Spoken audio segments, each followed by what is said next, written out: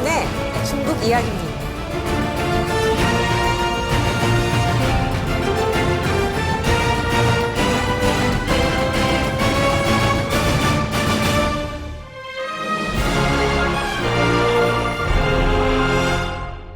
일본 보육원 같은 경우에는 한부모 가정이나 그다음에 맞벌이 가정, 그다음에 계약직, 뭐 알바생 이런 식으로 이제 보육에 어려움을 겪고 있는 사람들이 이제 우선순위로 이거를 들어가게 돼 있어요. 그러니까 부부가 뭐 다 일을 하지 않고 집에 뭐 애 보는 엄마가 집에 있다든지 또는 뭐 할머니가 같이 살고 있다 이러면 아예 보육원 자체에 들어가기 힘들어요. 네. 그렇게 되다 보니까 이제 사설 보육원 같은 데가 늘어나고 있는데 비용이 비싸다 보니 공적 보육원 같은 게 경쟁률이 엄청나게 높다 그럽니다. 일본은 거의 5대1 수준이래요. 잘 산다고 하는데도 불구하고. 그래서 이제 비인가 사립 보육원 뭐 이런 데들도 많고, 정식으로 인가받은 보육원들도 시청이나 구청에서 이제 그 관리를 규칙적으로 받는데 그 관리가 서류 관리일 뿐인 거예요. 그 보육원이 일본에서는, 그러니까 한국으로 치면 어린이집이에요. 네. 네. 그래서 이제 보육원을 다니기 위해서는 내가 일을 외부에서 하고 있습니다라고 하는 일종의 재직 증명이 필요해요. 네. 그러니까 회사에서 잘리잖아? 그럼 자동으로 보육원에서 쫓겨나는 거야. 그래서 이제 그게 이제 바로는 아니겠죠. 뭐 몇 달 안에 취업을 하게 되면 유예기간. 유예기간 정도는 주겠지만 아무튼 그런 부분 안에서 공적인 보조가 잘 안 되기 때문에 개인이 사설로 하는 보육원들이 굉장히 많다는 거예요. 그리고 그거를 이제 일본 정부에서도 알게 모르게 좀 그 권장을 하죠. 그러니까 요런 방식으로 하는 업소에 대해서 어떤 그 뭐 불법적인 거나 시설에 미비한 뭐 이런 게 있더라도 그냥 눈 감아 주는 거야. 근데 정식으로 가게 된다고 봤을 때 이런 보육원이나 유치원에 들어가는 게 보육원에 들어가는 비용이 너무 비싸다는 거예요. 일단 보육원 안에서 쓸 수 있는 모든 물건들을 100% 집에서 다 대줘야 돼. 그러니까 가장 대표적인 게 이제 옷 같은 건데 보육원에서 입는 옷은 하루에 보통 2벌에서 3벌 정도를 싸서 보내야 돼요. 왜 그러냐면 안에서 입을 옷, 실내에서 입을 옷, 야외에서 입을 옷, 그 다음에 혹시나 이렇게 베리면 뭐 오줌을 싼다든지 옷이 망쳐지면 입으라 해서 보통 3벌씩 새 옷을 계속 보내야 되는 거야. 기본적으로 일본 어린이집은 비가 안 오면 웬만해서 다 야외 활동이 있거든요.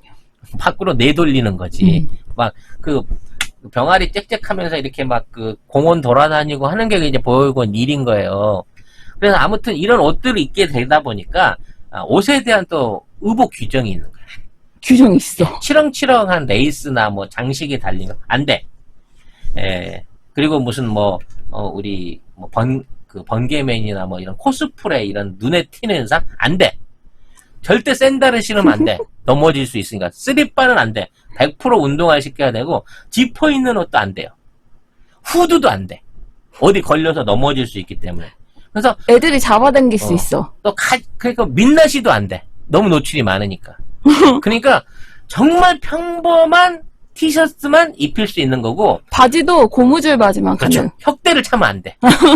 넘어져서 다칠 수가 있기 때문에. 그러니까 애들을 말 그대로 번거지 비슷하게 아무튼 가장 눈에 띄지 않게 평범하게 입혀서 보내야 되는 거예요.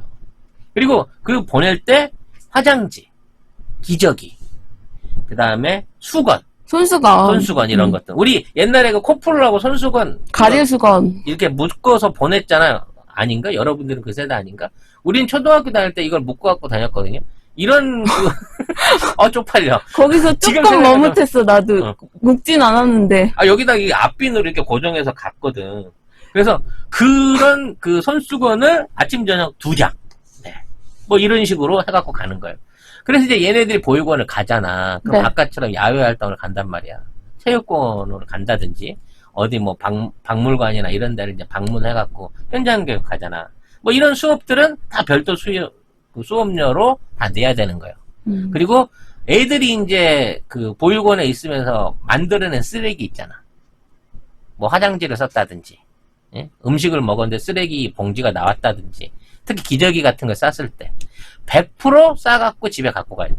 왜냐면 일본은 기저귀 하나하나에도 아기 것 다 챙겨 보내야 되고 거기에 이름을 또 하나하나 다 적어 보내야 돼요. 그래서 그 아기 거 갈아 쓴 거 버릴 만한 기저귀는 다 또 그 아기 가방에 넣어서 보내줘요. 그렇지. 그러니까 애가 지 물건 들고 가서 지 물건 쓰고 와야 되는 거야. 쓰레기까지 다 하거든. 그 아기 집에 버려야 돼. 그리고 이제 만일에 거기에서 애가 아프다든지, 뭐 이렇게 그 응급적인 사태가 있잖아. 그러면 부모가 와갖고 데리고 가야 돼. 직접 안 데리고 가. 거기에 대한 사고가 날 수 있다라는 면에서 소방사한테 뭐 연락해갖고 뭐 응급인 경우에 가는 경우도 있지만 응급이 아닌 경우에는 대부분 부모가 데리고 병원을 가야 된다는 거죠. 그러니까 이런 식으로 이제 보육원을 가요. 그러니까 보육원을 가고 난 다음에 이제 유치원을 가잖아. 좀 컸어. 유치원을 가게 되는데 일본 또 유치원을 굉장히 중요하게 여깁니다. 프리스쿨이라 그래갖고. 왜냐면 유치원을 잘 보내야 좋은 사립학교를 가거나 아무튼 그 좀 대접을 받게 되거든. 이게 유치원에다 투자를 겁나 많이 해요. 근데 이 유치원도 대학교처럼 등록금이 있어. 들어가는 입학금이겠지.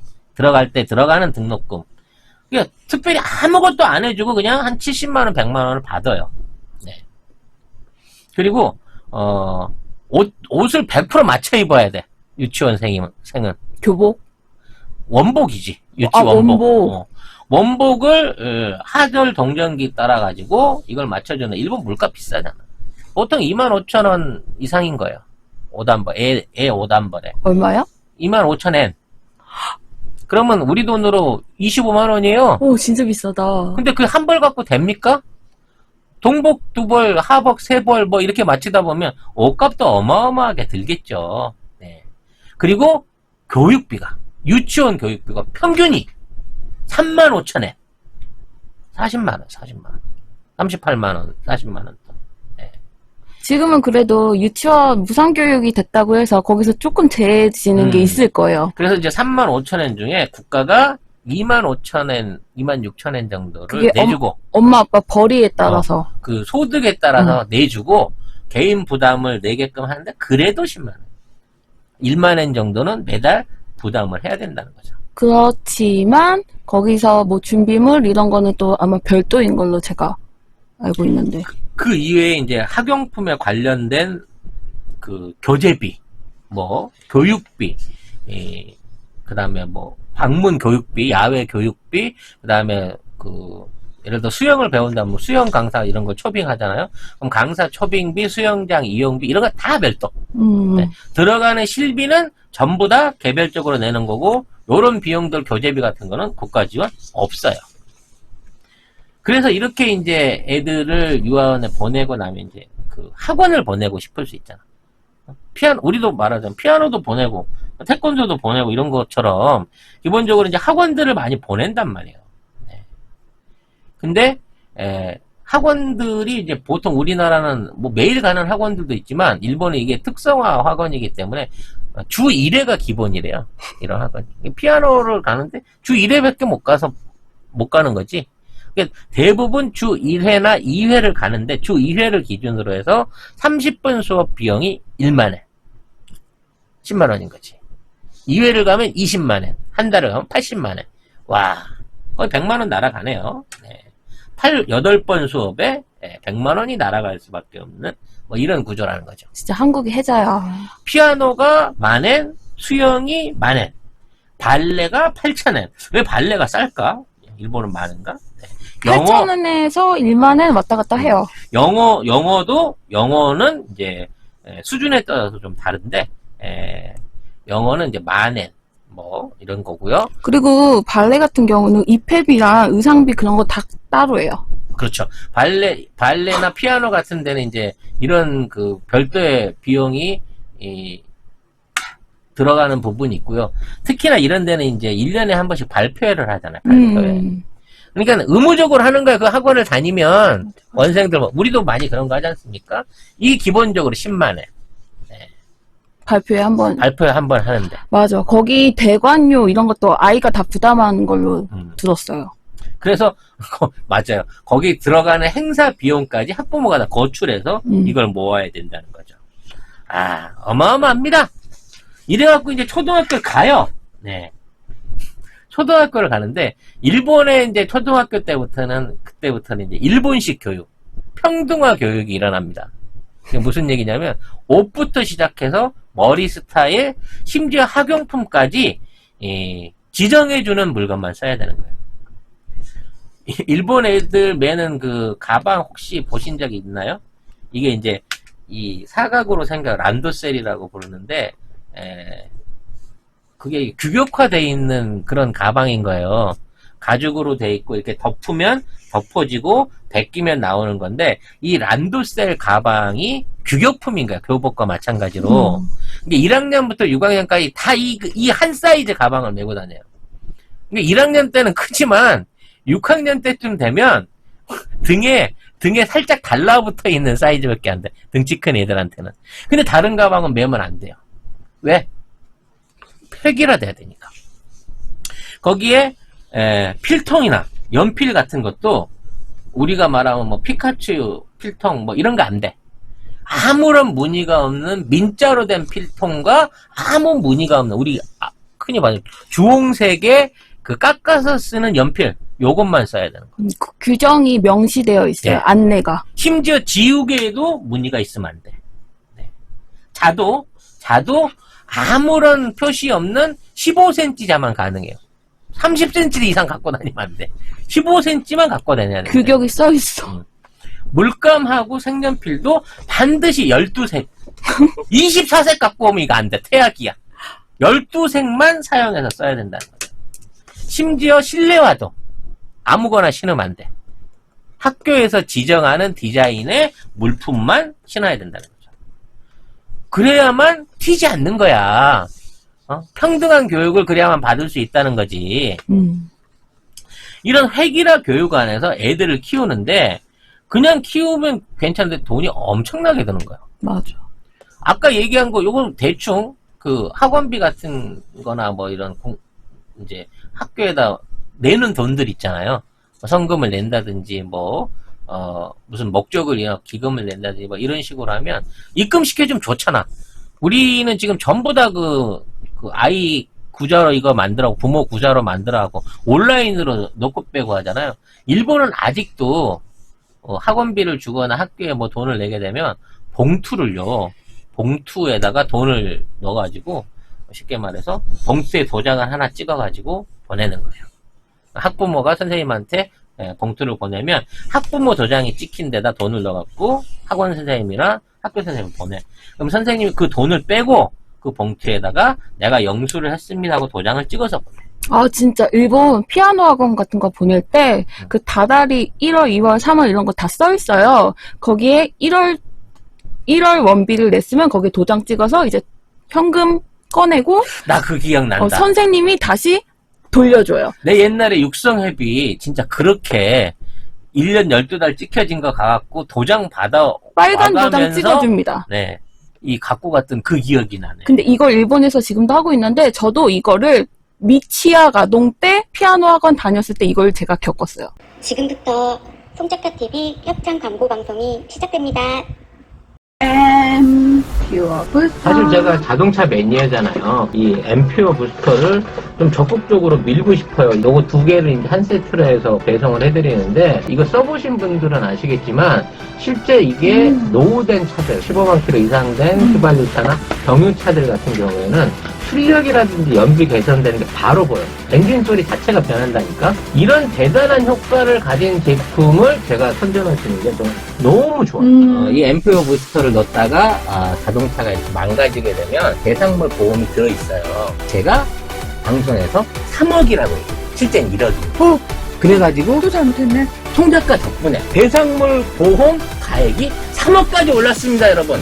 이 보험은 15년 동안 아직까지 한 번도 타간 사람이 없다니까? LPG 차는 안 되잖아. 그렇죠. 전기차 수소차는 안 됩니다. 요거 한 개를 연료 한 번 넣을 때 넣으시고요. 2회차 정도 연속을 넣으시면 한 3, 4천 킬로 한 달 정도 타시는 데는 연비 개선 효과를 보실 수가 있습니다. 새 차도 넣어도 되나요? 예. 당연히 넣어도 돼요. 직수입한 모리스 라고 하는 미국 정품이고요. 자동차 선진국인 미국이나 호주, 영국 등에서 인정을 받고 사용되고 있다는 면에서 더욱 믿으셔도 된다는 말씀드리고요. 중소기업 하나를 살려서 키워내고 싶다라고 하는 생각이 들 만큼 좋은 제품으로 강추를 드리도록 하겠습니다. 네이버에서 산수몰 검색을 하시거나 02-931-2820으로 연락을 주시면 된다고 합니다.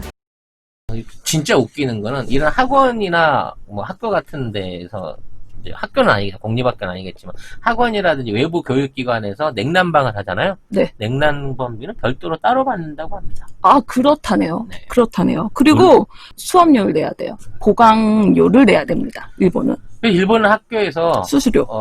소지품 검사를 수시로 합니다. 아까 말씀드린 대로 이제 불법으로 그러니까 불법은 아니지만 어찌됐거나 규정을 벗어나는 소지품을 갖고 오면 애가 왕따를 당해요. 주변에 있는 그 선생님들한테 비난을 받게 되는 거, 아, 저 새끼는 이렇게 튀는 짓을 하는 거야? 왕따를 당한다는 겁니다. 그래서, 일본의 학생들은 절대 집에서 물을 갖고 올 수가 없습니다. 음료수를 갖고 올 수가 없어요. 왜? 음료수를 따로 먹는 행위 자체가 안 돼, 학교에서는. 그럼 뭘 먹어야 된다? 수돗물을 먹어야 되는 거야. 일본은 실제로 아시는 분들은 계실 수도 있는데요. 일본은 수돗물을 식수로 쓰고 있어요. 심지어 호텔을 가도요, 따로 생수 이런 거 안 돼요. 이건 돈 주고 사 먹어야 되는 거고, 물 없어요! 라고 하면, 화장실에서 받아 드세요. 이게 원칙적으로 그렇게 돼 있는 거예요. 그 호텔 가보면 세면대에 드링킹 워터 이런 거 써 있어요. 마셔도 된다 그러는데, 모르겠습니다. 뭐 아리수도 뭐 먹어도 좋은 뭐 그런 거 있기는 있는데. 근데 우리 입장에서는 아리수랑 느낌이 다르지 않나요? 아니, 지네들은 그 굉장히 좋은 물이라, 일본의 그 수돗물이 굉장히 좋은 물이라고 주장을 해요. 근데 사실 일본이 이렇게 그 큰 강이 없고 대부분 그 화산지대이기 때문에 물들이 전부 지하수에 의존돼 있는 물들이 많거든요. 그러니까 저수에서 오래된 광천수가 없어. 쉽게 말 우리나라 말처럼 샘물이 없어. 화강암 구조가 없기 때문에 물들이 오랫동안 우리 광천수 같은 경우에는 뭐 10년에서 뭐 50년 이렇게 또는 100년 이상 된 물들을 우리가 뽑아서 먹잖아요. 이런 것들을 숙시로 많이 쓰고, 그리고 수돗물을 한다고 하더라도 이제 뭐 빗물들이 흘러내려오게 되면 그걸 정수해갖고 먹는 거기 때문에 좀 다를 수 있지만, 어찌됐건 우리는 그 물에 대한 관리가 철저한데, 일본 애초에 물 자체가 그런 우리 대한민국에 있는 좋은 물들이 없어.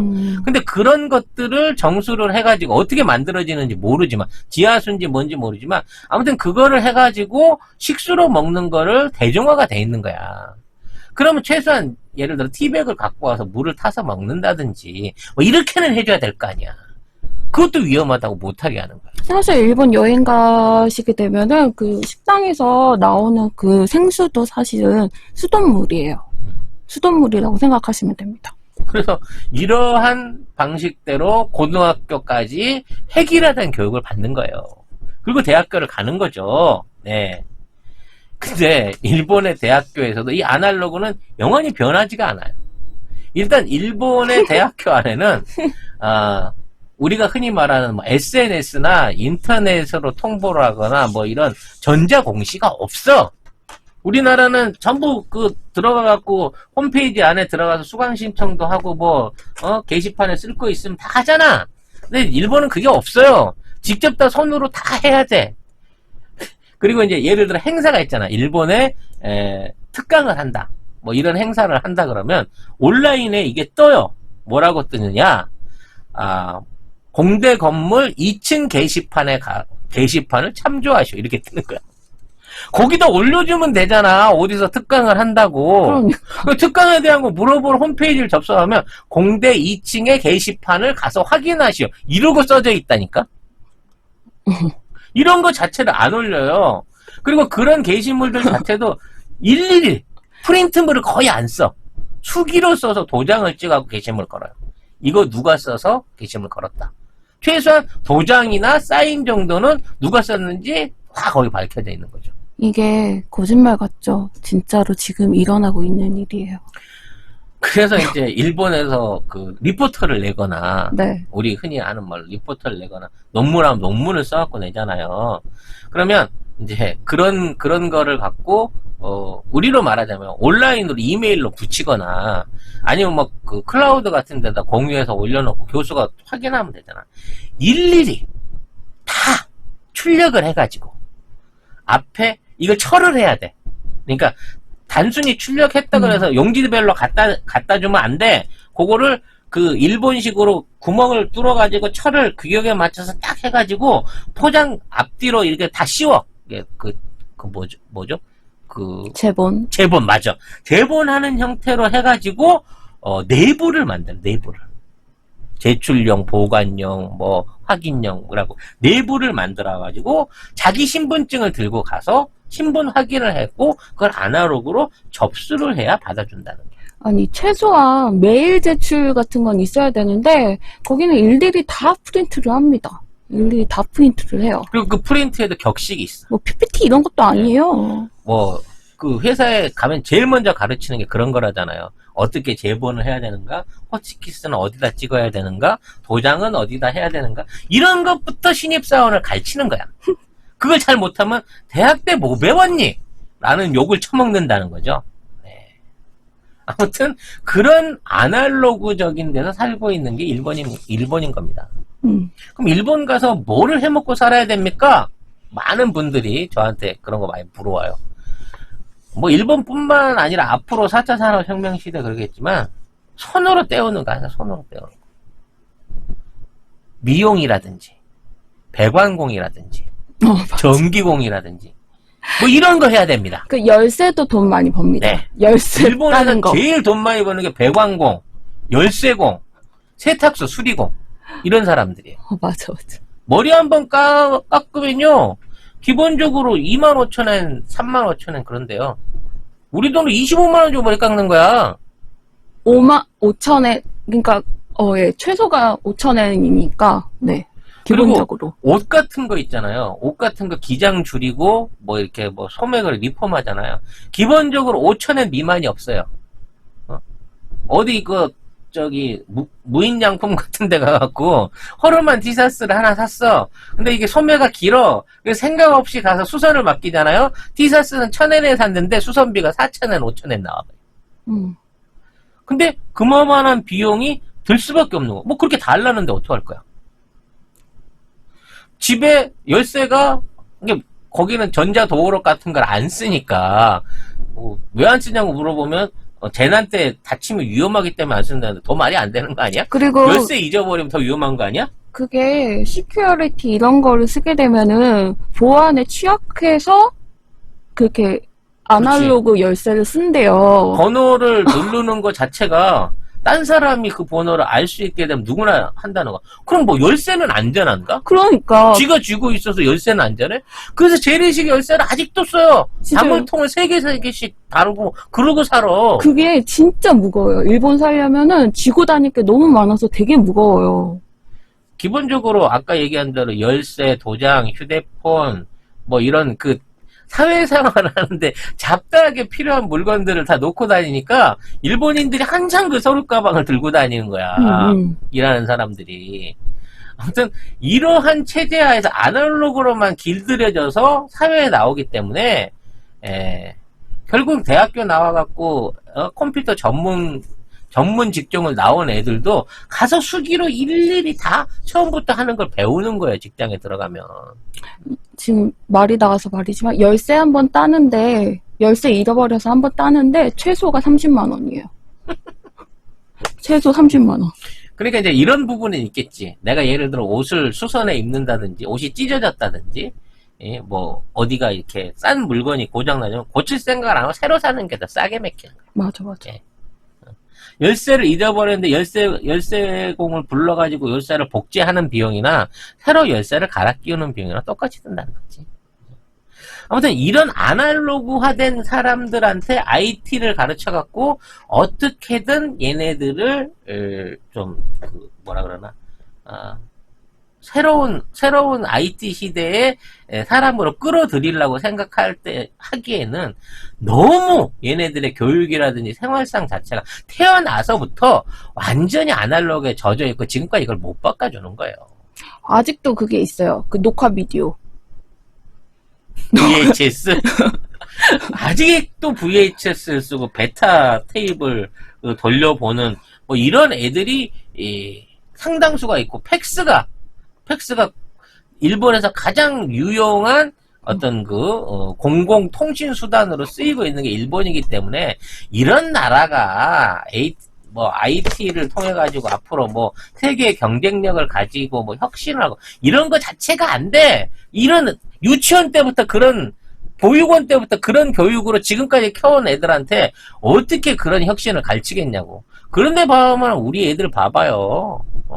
스마트폰 빵빵 돌리고 전자제품 써가고 인터넷 하고 영악하고 이런 기기들 다루는 거 봐봐봐. 나 깜짝깜짝 놀래. 천재들이야, 천재들. 대한민국 애들은 그런 환경에 있는 애들이 이거 너무 불편해. 좀 더 편하게 할 수 없을까? 좀 더 새로운 거 없을까? 이거 지루해. 이거보다 훨씬 빨라야 돼. 이러한 쪽으로 계속 불만이 높아지다 보니까 한국에 있는 소비자들이라든지 IT 수준이 전 세계에서 가장 빠른 거고 가장 뛰어난 거고 불만이 가장 많은 거예요. 그러니까 한국 시장 안에서 베타 테스트를 거쳐서 소비자한테 만족을 얻어버리면 그거는 세계적인 물건인 거야. 어딜 가서도 꿀리지 않는 물건이 되는 거고, 그런 소비자들, 그런 똑똑한 유저들을 바탕으로 지금까지 단련해온 대한민국의 제품들이 전 세계에 나가서 환영을 받을 수밖에 없는 이유가 거기 있는 거란 말이죠. 네.